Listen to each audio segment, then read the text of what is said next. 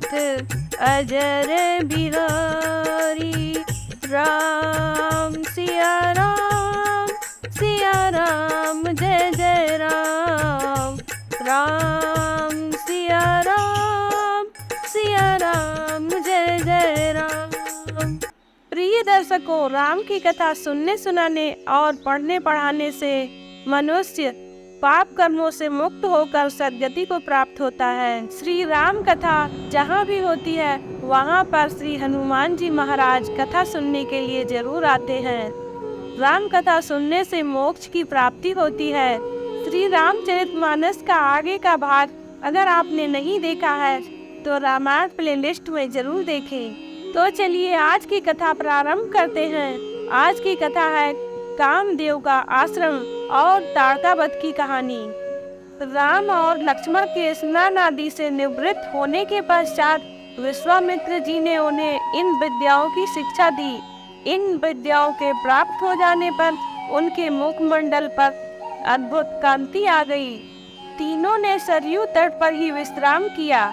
गुरु की सेवा करने के पश्चात दोनों भाई दृढ़ शय्याओं पर सो गए।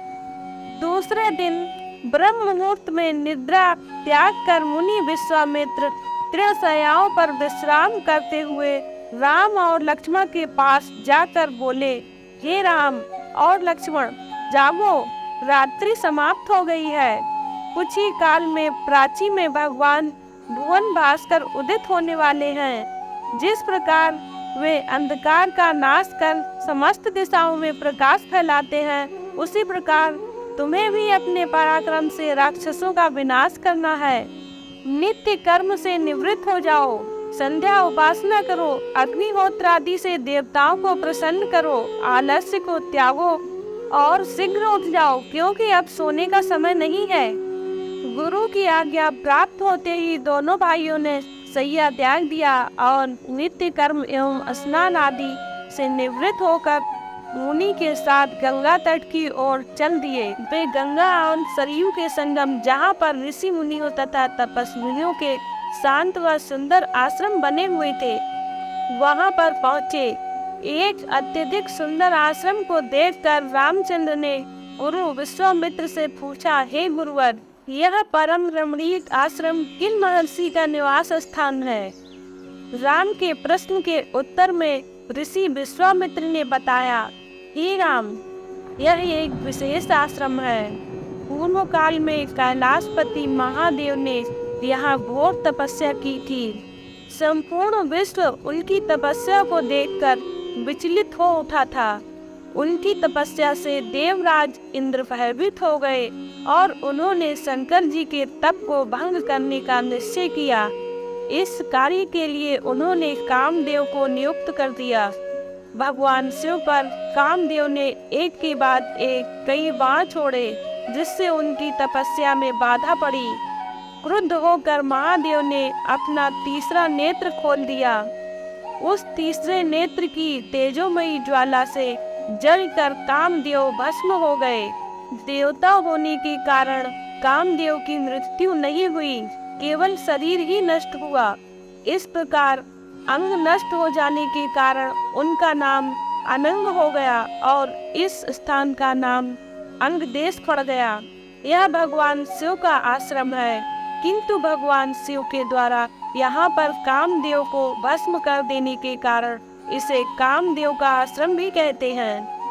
गुरु विश्वामित्र के आदेशानुसार सभी ने वही रात्रि विश्राम करने का निश्चय किया। राम और लक्ष्मण दोनों भाइयों ने वन में कंदमूल खिलाकर मुनिवर को समर्पित किए और गुरुदेव के साथ दोनों भाइयों ने प्रसाद ग्रहण किया। तत्पश्चात स्नान, संध्या उपासना आदि से निवृत्त होकर राम और लक्ष्मण गुरु विश्वामित्र से अनेक प्रकार की कथाएं तथा धार्मिक प्रवचन सुनते रहे। अंत में गुरु की यथोचित सेवा करने के पश्चात आज्ञा पाकर वे परम पवित्र गायत्री मंत्र का जाप करते हुए दृढ़ शय्याओं पर जा विश्राम करने लगे। स्त्री के रूप में ताड़का एक घोर पाप है और पाप को नष्ट करने में कोई पाप नहीं होता। हे राम, तुम इस पापनी का संहार कर दो। प्रातःकाल स्नान, संध्या, उपासना आदि कार्यों से निवृत्त होकर राम और लक्ष्मण गुरु विश्वामित्र के साथ सरिता तट पर पहुँचे।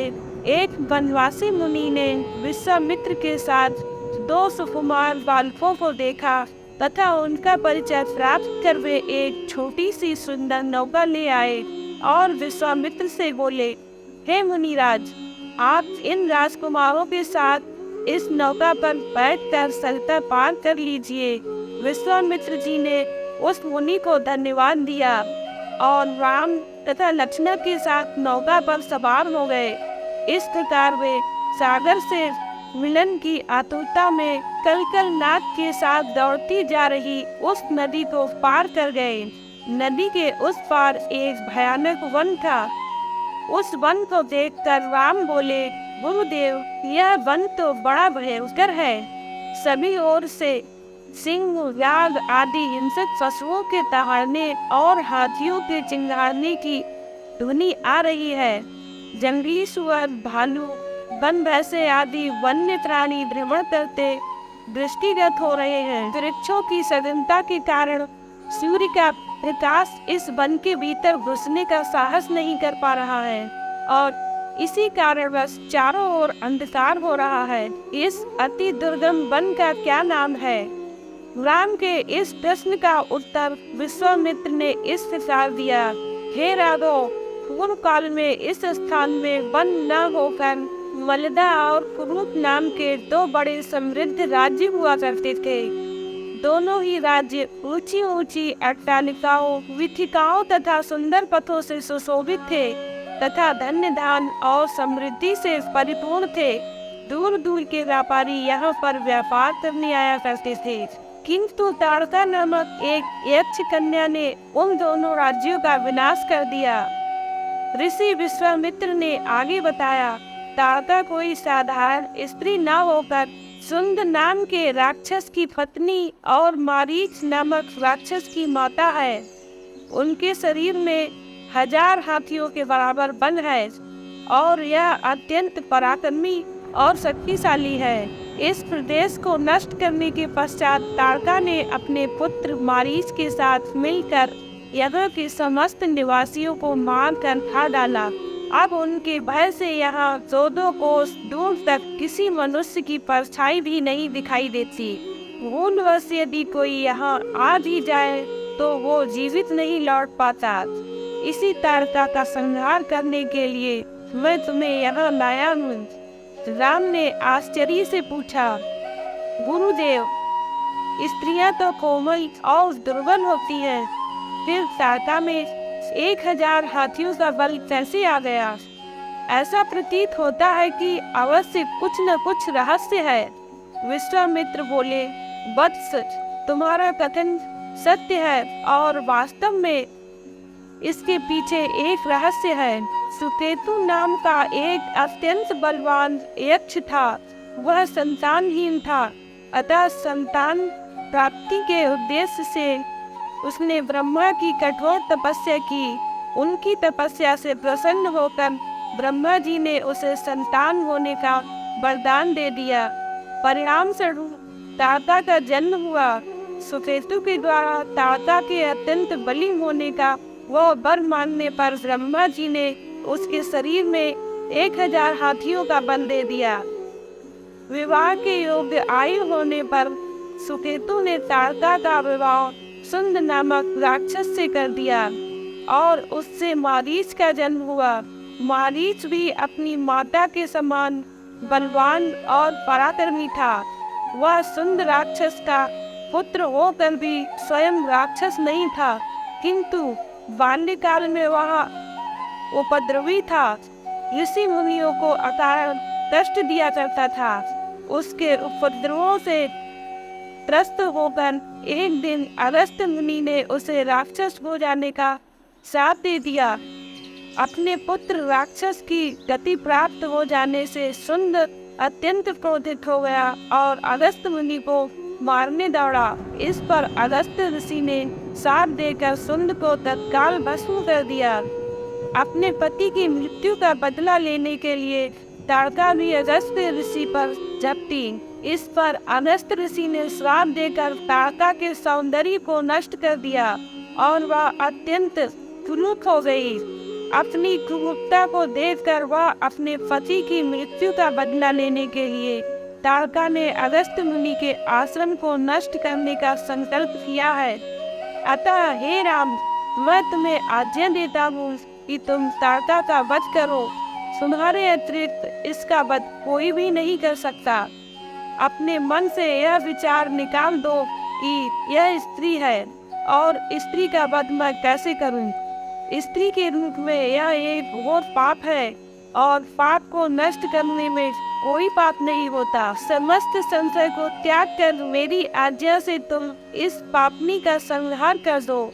राम ने कहा, गुरुदेव, आपकी आज्ञा मुझे सिरोधारी है। समस्त मानवों के कल्याण के लिए मैं अवश्य ही ताड़का का वध करूंगा। इतना कहकर राम ने अपने धनुष पर बाण रखकर उसकी प्रत्यंचा को कान तक खींचकर भयंकर टंकार किया। टंकार से उत्पन्न ध्वनि से समस्त वन क्रांत गुंजायमान हो उठा। वन्य प्राणी भयभीत होकर इधर उधर भागने लगे। इस प्रकार की अप्रत्याशित खलबली मची देखकर ताड़का क्रोध से भर उठी। धनुष चाने राम को देखते ही इस विचार से कि कोई अपरिचित कुमार उसके साम्राज्य पर आधिपत्य करना चाहता है, वह क्रोध से पागल हो गई। राम पर आक्रमण करने के लिए वह तीव्र गति से उन पर झपटी। ताड़का को अपनी ओर आते देखकर राम ने लक्ष्मण से कहा, हे लक्ष्मण, ताड़ के वृक्ष जैसी विशाल और विकराल मुख वाली इस राक्षसी का शरीर कितना क्रूर है। इसकी मुख मुद्रा देखकर ही प्रतीत होता है कि यह कितनी बड़ी हिंसक है और निरीह प्राणियों की हत्या करके उसका रक्तपान करने में इसे बहुत आनंद आता होगा। तुम एक तरफ सावधान होकर खड़े हो जाओ और देखो कि कैसे इसे मैं अभी यमलोक भेजता हूँ। विकराल देह धारणी ताड़का अपने बड़े बड़े दांत चमकाती हुई भुजाओं को फैलाए हुए द्रुतगामी बिजली की तरह राम और लक्ष्मण पर अत्यंत तीव्रता के साथ झपटी। राम इस भयंकर आक्रमण के लिए पहले से ही तत्पर थे। उन्होंने तीक्ष्ण बाण चलाकर उसके हृदय को छलनी कर दिया। उसके वक्ष स्थल से गर्म गर्म रक्त धारा प्रवाहित हो उठी। वह आक्रमण करने के लिए पुनः टूट पड़े। इससे पूर्व ही राम ने एक और बाण चला दिया जो सीधे उसके वक्ष में जाकर लगा। वह पीड़ा से चीखती हुई चक्कर खाकर भूमि पर घिस पड़ी और अगले ही क्षण उसके प्राण पखेरु उड़ गए। राम के इस रण कौशल और ताड़का की मृत्यु से ऋषि विश्वामित्र अत्यंत प्रसन्न हुए। उनके मुख से रामचंद्र के लिए आशीर्वचन निकलने लगे। गुरु की आज्ञा से वहीं पर सभी ने रात्रि व्यतीत किया। प्रातः काल उन्होंने देखा कि ताड़का के आतंक से मुक्ति पा जाने के कारण उस वन की भयंकरता और विकरालता समाप्त हो चुकी है। उस समय तक उस वन की शोभा निहारने के उपरांत स्नान पूजन से निवृत्त होकर वे महर्षि विश्वामित्र के आश्रम की ओर चल पड़े। राम कथा तथा अन्य कथाओं को सुनने के लिए हमारे चैनल को लाइक, शेयर एंड सब्सक्राइब करें। धन्यवाद। जय श्री राम। इससे आगे की कथा अगले एपिसोड में मिलेगी। नमस्कार। जय हिंद।